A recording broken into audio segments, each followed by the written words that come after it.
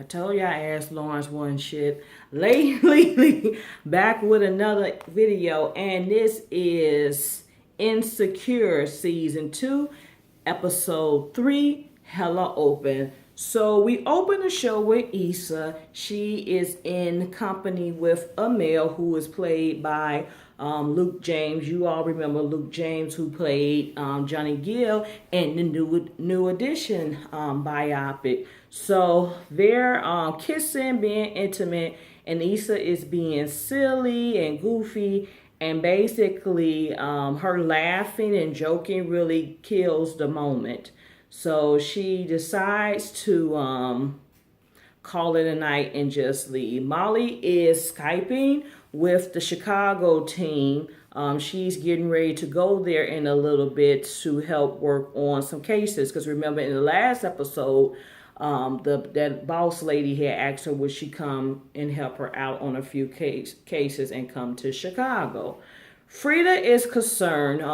Frida and Issa are back at the school. Apparently, students are showing up. The program is taking off, but Frida is concerned that the kids, that they're not reaching to all the kids. You know, the school is not only African American, it is Latinos. And Frida feels that the assistant principal, all he's doing is just sending over the black kids to take advantage of the programs and not the Latino kids. Issa doesn't see any problem with it. She's just happy that they have numbers and they have some good news to report back to their boss. But I can understand where Frida comes from, because you want to make sure that all students have, the best, best chance to be successful, and also take advantage of opportunities that's given. So they feel like their service should their service should be,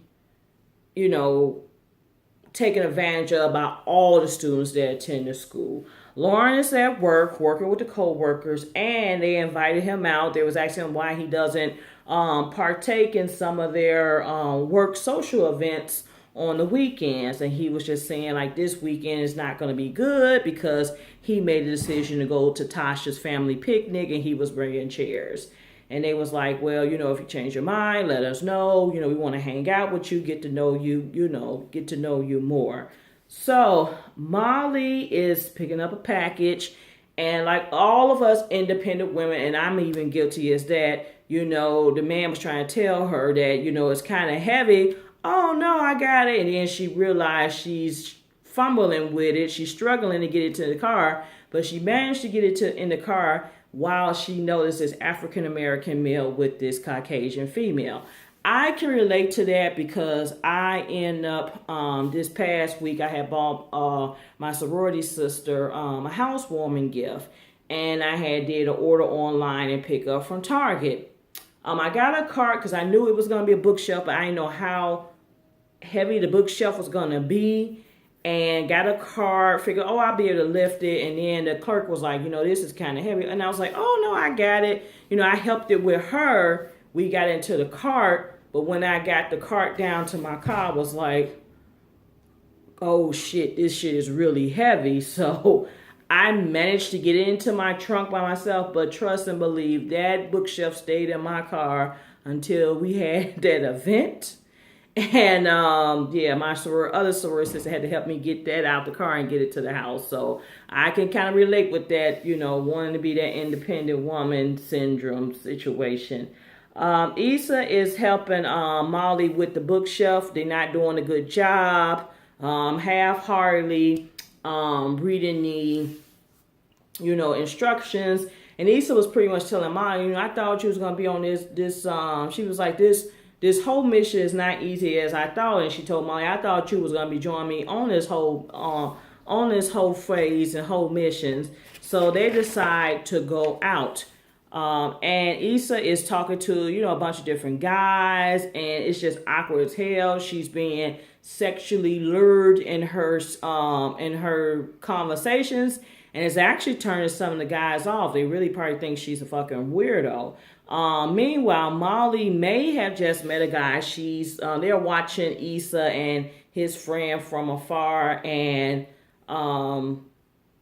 he wants to take her out. So she give him his card, and yeah, the rest is history. Tasha and Lawrence is watching TV, and of course Lawrence want to get freaky, but Tasha is like too much into her TV show, and I really think she's trying to pull back from the sexual encounters because I guess that's what she feel it kind of was based off of in the first place, so that's what it had turned out to be. So she's like not really wanting to like do the do. She was more focused on watching the TV and getting ready for the picnic. Issa is feeling horny, so she goes to her little sexual toy, but unfortunately the batteries run out. So I was cracking up. It had her. She's fumbling through the house, going through her, looking through at the batteries for her cordless phone, and she's looking for the batteries through the smoke detector, and she's going through the flashlight, and she cannot find a damn battery that would fit this sex toy to save her. So I guess she's gonna have to call it a night after all. Moving on. Let's see where I'm at. I was watching my notes. Meanwhile, back at work, Issa boss do congratulate her and Frida on, getting the numbers up and, moving the program forward at the high school. Issa's like, yeah, it's something to be proud of, but Frida is not feeling it. And she was like, well, you could have did this by yourself. So, I mean, I get what Frida's saying. She's trying, Issa's probably not worrying about it because the majority of the kids that's taking advantage are black, where Frida is still reaching out for one of these Latino students to come and take advantage of the resources as well. Molly decided to go out with the guy from the club that she met the other night, and the conversation is going good. I mean, he's talking the language. He was just, he was showing her pictures of his niece, and then, he was talking about, do you ever, figured that by this time you'll be married. So and she was saying yes, but she didn't dig. She played it really cool. She really played it cool. And, she discovered that they had, the same thoughts and things in common. So they go from there. Molly shows up to Tasha family picnic, cookout. He has the chairs. And the family putting him to work already. And then he was like, the cousin was like, yay, come help me set these speakers up. He said, well, don't you need a permit to do all that? I mean, is it okay to play with? He said, I said you want to follow the rules type of niggas. I cracked up and hollered. He said, you one of those follow the rules type niggas. And yeah, he was like, don't worry about it. Let's connect it. Then they connect the speaker. Then they say, go help the auntie who was getting dropped off by the little, service that pick up the old and disabled folks around. So, he's helping her do that. And then all of a sudden he gets a text message from his coworker saying, have you changed your mind? Are you going to join us or not? So he tells Tasha he has to go off because he has to do this work thing. Molly runs into an old friend of her, Dro, and I guess that's his woman. And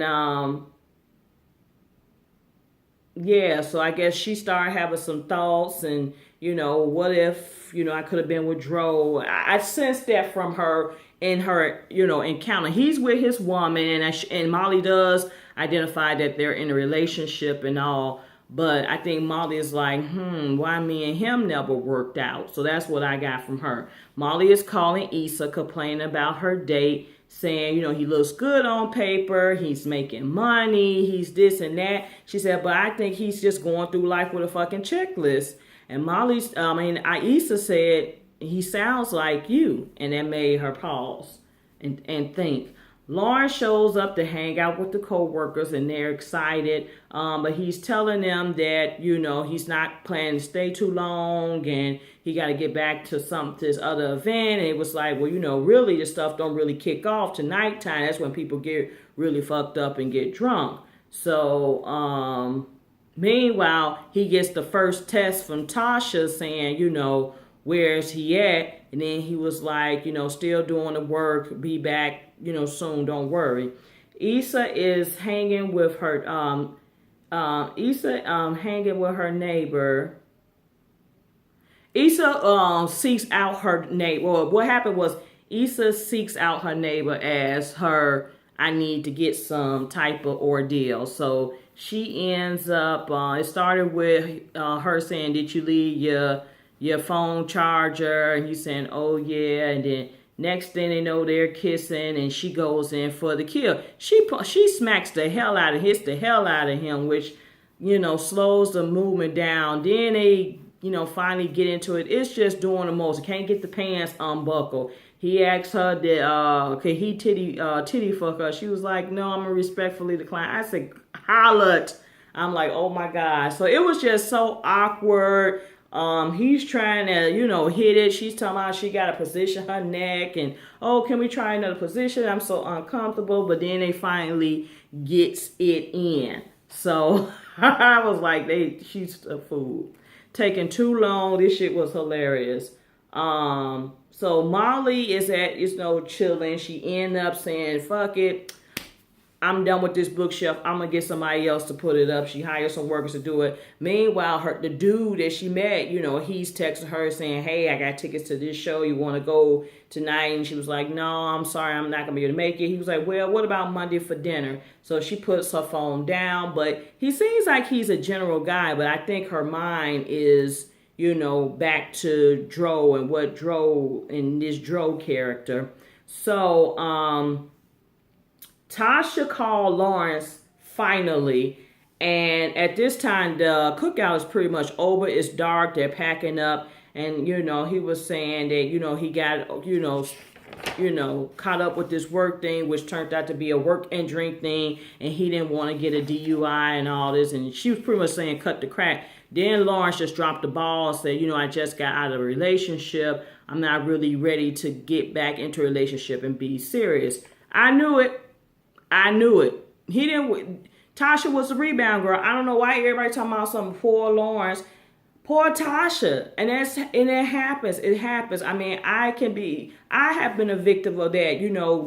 Went going with a guy, and the guy I had was dating. He was out of a marriage, so of course the shit is gonna blow up in your face, because the problem is people break up with people. They don't give they give themselves time to heal. They'll move on to fuck the next thing that's walking their way. People really need to stop, heal, get themselves together before they go into the next situation, because it's always people like me who always get the short end of stick, catching a nigga that's broken and got out of everything. So anyway, going back to, I got cut off. I just went off on a tangent. Let me get off the soapbox, as James Caldwell would say. Tasha is mad at this point.